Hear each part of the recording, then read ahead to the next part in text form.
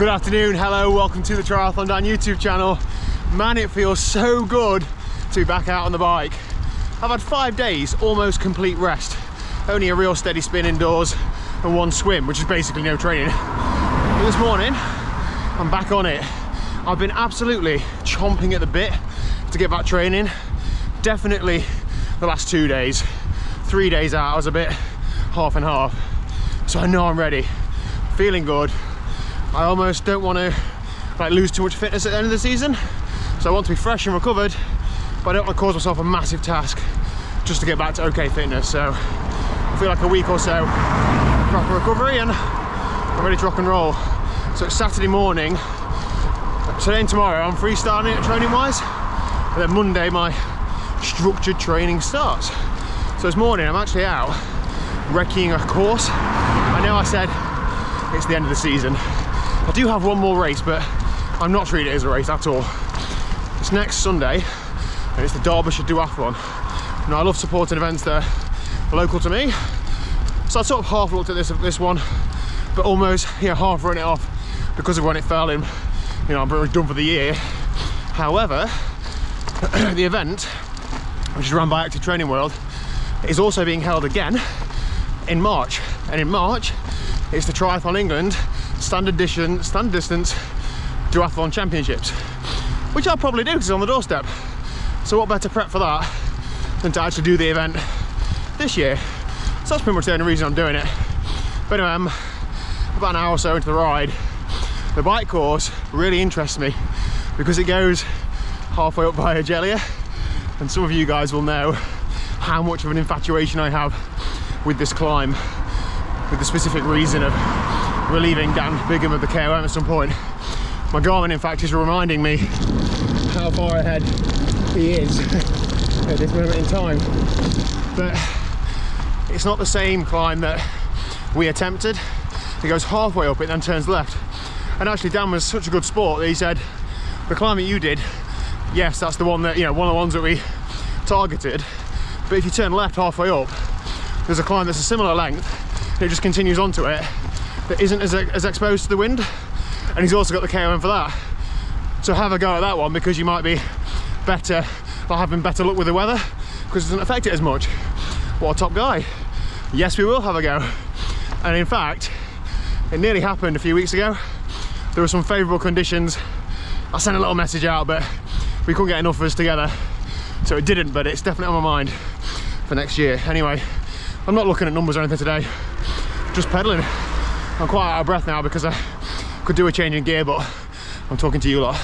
Let's get cracking. I mean, I don't know of many multi-sport events in Derbyshire, like actually in the Peak District. Like what a place. I'm on the bike course now. What a location for a race. I hope it's really hard. I hope the conditions are tough. I hope it's, people find the hills hard and stuff. Because that's racing, isn't it? It's not always going to be flat, fast and easy and all about times. Can't wait. Okay, so I'm about halfway around my ride, but this is where the race starts and finishes. This is Carsington Water behind me. The first run is about 12k, actually goes all the way around the lake. I don't know the course, but it just follows the path around the lake, some tarmac, some trail, so I understand. Then the bike obviously starts and finishes here, so I've done the second half now. Now I'm just going to do the first half, and then the second run is only 4k, which I understand to be an out and back, so hopefully that 4k feels dead easy, because that's a lot of exercise before that, isn't it? 12k running, then 40 or 41k of cycling. Looking forward to it. Bit of a break in the clouds. Actually feeling okay. I'm well overdressed. I've come in like a winter kit, testing out this new jacket. I also got some Castelli Perfetto gloves.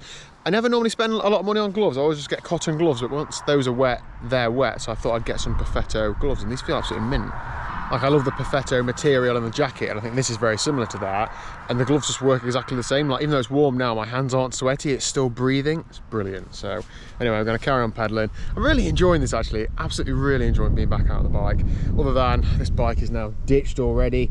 I'm going to wash it when I get home, and then I need to get the winter bike out and get that ready to rock and roll, because I don't want to trash this over the winter, including stuff like shoes and stuff. So what a stance, by the way.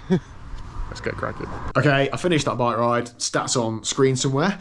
I'm now at Matt Waterfield's house. Good evening, Matt. Hi. Okay. Yeah, good, thank you. We just finalised all of our plans for the Send It squad, which starts on Monday. I'm not going to start bleating on about it because we're ready to rock and roll now. And we've also recorded 2 videos with a women's and men's Kona not a predictions video, but just a discussion video. It's sort of a new format for us, isn't it? Yeah, we're not informed enough to know who's going to be doing what in the race. We've got no idea. Like, what's that guy doing? Exactly. So yeah, we'll just chat. Yeah. It's a family channel, mate, can't swear. So yeah, and that's Liz. yeah, you are, yeah. I'll leave a little clip in now though about how difficult it was for us to do. Oops. Oh, it's gone as well. It's gone. That was product placement, that was. Donkey. Go on then. Yeah, see ya. Oh, now that's the lens cap. That's cute. Oh, no. Go on then. Come on, sit down there, you donkey. No, it's not. Oh, that's right. So yeah, that's it for my training today. I'm just easing back into it. Matt, you've been on Smash Park Run this morning, haven't you? Yeah. Did you go hard or you just... Too hard. My advice is Brilliant. Don't take 3 weeks of doing nothing after. I told you that. I told you to do Outlaw X and a duathlon.